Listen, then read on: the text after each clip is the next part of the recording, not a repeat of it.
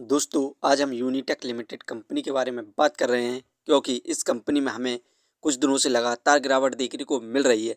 ऐसी कौन सी अपडेट निकल कर आ रही है जिसके बाद इस कंपनी में हमें लगातार गिरावट देखने को मिल रही है, और साथ में ही इस कंपनी से जो पॉजिटिव अपडेट निकल कर आ रही है, क्या इसके बाद इस कंपनी में हमें बाय सेल होल्ड क्या करना चाहिए और कंपनी का नेक्स्ट टारगेट प्राइस क्या हो सकता है, सभी के ऊपर बात करने वाले हैं। तो आइए वीडियो को स्टार्ट करते हैं। फ्रेंड्स, यूनिटेक लिमिटेड इंडिया की रियल इस्टेट कंपनी है, जिस कंपनी का मेजर काम real estate development, construction, property management, hospitality and power transmission का है। दोस्तों, यूनिटेक लिमिटेड कंपनी का शेयर प्राइस अभी 4 रुपये 81 पैसे चल रहा है। आज के दिन इस कंपनी में हमें अभी तक 0% के रिटर्न्स देखने को मिल रहे हैं। कंपनी का शेयर प्राइस 4 रुपये 85 पैसे पर स्टार्ट हुआ था 9/15 पर। वहीं पर 5 दिन में इस कंपनी में हमें ज़बरदस्त गिरावट देखने को मिली 9.49% की। 5 दिन में इस कंपनी का हाईएस्ट प्राइस 5 रुपये 27 पैसे था। इस कंपनी की मेन गिरावट की वजह को देखें तो यहाँ पर इस समय भारत की मार्केट क्रैश हो चुकी है और सेंसेक्स में भी हमें ज़बरदस्त गिरावट देखने को मिल रही है, क्योंकि यहाँ पर यूएस और भारत के बीच में जो डील होनी थी, अभी दोनों के बीच में बातचीत बंद है।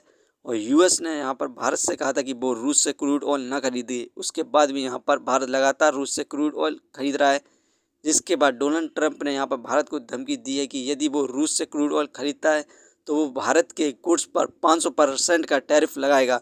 जिसके बाद से यहाँ पर भारत की मार्केट में ज़बरदस्त गिरावट देखने को मिल रही है और शेयरों में भी गिरावट हो रही है।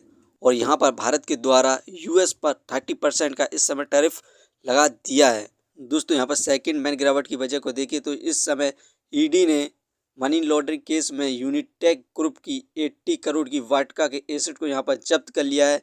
यूनिटेक के ऊपर होम बायर्स के साथ फ्रॉड करने का आरोप चल रहा है। थर्ड, इस कंपनी की मेन गिरावट की वजह को देखें तो आप देख सकते हैं सितंबर में फिल फॉरेन इंस्टीट्यूशनल इन्वेस्टर 0.63% थे, जो कि घटकर दिसंबर में मात्र 0.51% बचे हैं। यहाँ पर भारत की मार्केट इस समय गिर रही है, उसी बीच यहाँ पर फॉरेन इन्वेस्टर लगातार इस कंपनी के शेयर को सेल करते जा रहे हैं, जिसके बाद से हमें बड़ी ज़बरदस्त यहाँ पर गिरावट देखने को मिल रही है कुछ दिनों से। अभी फ़िलहाल हमें और ज़्यादा गिरावट देखने को मिल सकती है। वहीं पर इस कंपनी का जो Q2 रिज़ल्ट आया था, उसकी परफॉर्मेंस देखें तो आप यहाँ पर देख सकते हैं, इस कंपनी को नेट लॉस हुआ था क्वार्टर में 571.87 करोड़ का, जबकि सितंबर में इस कंपनी का नेट लॉस 630.50% था। नेट सेल में इंक्रीमेंट देखने को मिली थी हमें 86.78% की। इस समय इस कंपनी की नेट सेल 136.05 करोड़ थी, जबकि पिछले साल इस कंपनी की नेट सेल 72.84 करोड़ थी। यहाँ पर इस कंपनी को इस क्वार्टर में भी लॉस हुआ था। यही कारण है कि इस कंपनी में ज़बरदस्त गिरावट देखने को मिल रही है।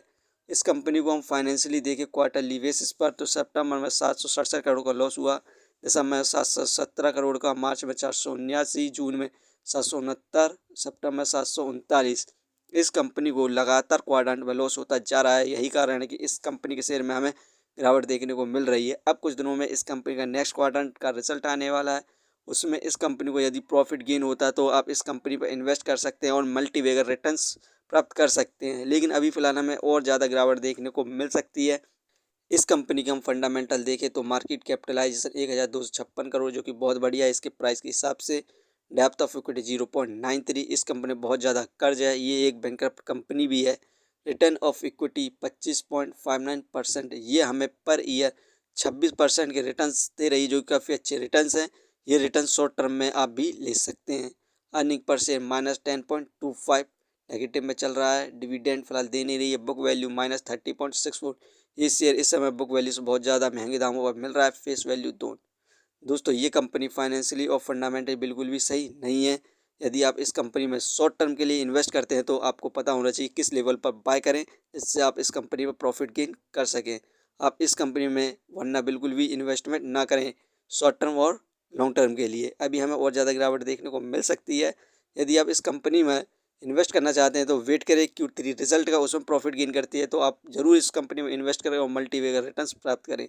ये वीडियो सिर्फ एजुकेशन पर्पस के लिए थी। यदि आप किसी भी कंपनी या स्टॉक्स पर इन्वेस्ट करते हैं तो एक बार अपने फाइनेंशियर्स और एक्सपर्ट की सलाह जरूर लें। कभी भी लोन लेके इन्वेस्टमेंट ना करें, वरना आप भारी मुसीबत में पड़ सकते हैं। कंपनी के बारे में जानकारी सही लगी हो तो अपने चैनल को सब्सक्राइब करें, जिसका नाम है स्टॉक एनालिसिस। धन्यवाद।